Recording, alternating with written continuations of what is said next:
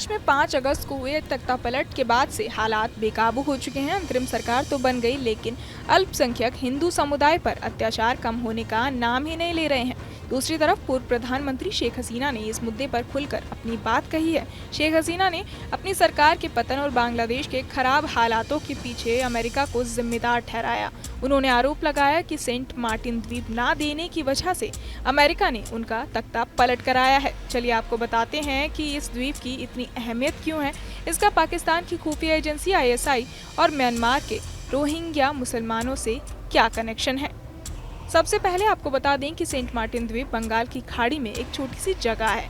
ये आइलैंड बांग्लादेश के समुद्र तटीय जिले कॉक्स बाजार का हिस्सा है, जो मुख्य भूमि से महज 9 किलोमीटर की दूरी पर है। यहाँ की प्राकृतिक खूबसूरती देखने के लिए देश और दुनिया भर के सैलानी आते हैं। सेंट मार्टिन द्वीप के पास ही एक और छोटा सा द्वीप है, छेरा द्वीप, जो पश्चिमी म्यांमार से महज 8 किलोमीटर दूर है और नाफ नदी के मुहाने पर स्थित है, जो बांग्लादेश और म्यांमार की अंतर्राष्ट्रीय सीमा बनाती है। सेंट मार्टिन महज 3 वर्ग किलोमीटर के दायरे में फैला है।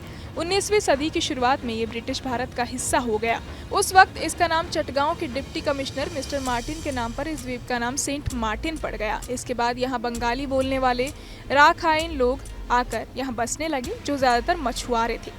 आज इसकी आबादी करीब 8000 है। दरअसल ये इलाका म्यांमार के राखाइन स्टेट के पास पड़ता है, जहां से बड़ी संख्या में रोहिंग्या मुसलमान भागकर आते रहे हैं। 1971 में आज़ाद होने के बाद ये इलाका बांग्लादेश के हिस्से में आ गया। Defence and strategic analyst lieutenant colonel retired GS Sodhi के मुताबिक पिछले कई साल से म्यांमार की जुंटा आर्मी बांग्लादेश के सेंट मार्टिन द्वीप को कब्जा करने के मंसूबे से पाले हुए है। इसलिए जुंटा आर्मी पाकिस्तान की खुफिया एजेंसी इंटर सर्विसेज इंटेलिजेंसी यानी ISI के इशारे पर टेकनॉफ और सेंट मार्टिन के समुद्री रास्तों पर ट्रॉलर और दूसरे जहाज़ों से बांग्लादेशी नौकाओं पर गोलीबारी कर रही है। दरअसल म्यांमार में सेना ने 1 फरवरी 2021 को तख्ता पलट करके कब्जा कर लिया था। तभी से म्यांमार में गृह युद्ध के हालात हैं। कई मीडिया रिपोर्टों में ये कहा गया कि बांग्लादेश में अगस्त 2017 में करीब 1.20 करोड़ से ज्यादा मुस्लिम रोहिंग्याओं को बांग्लादेश में शरण दी गई थी,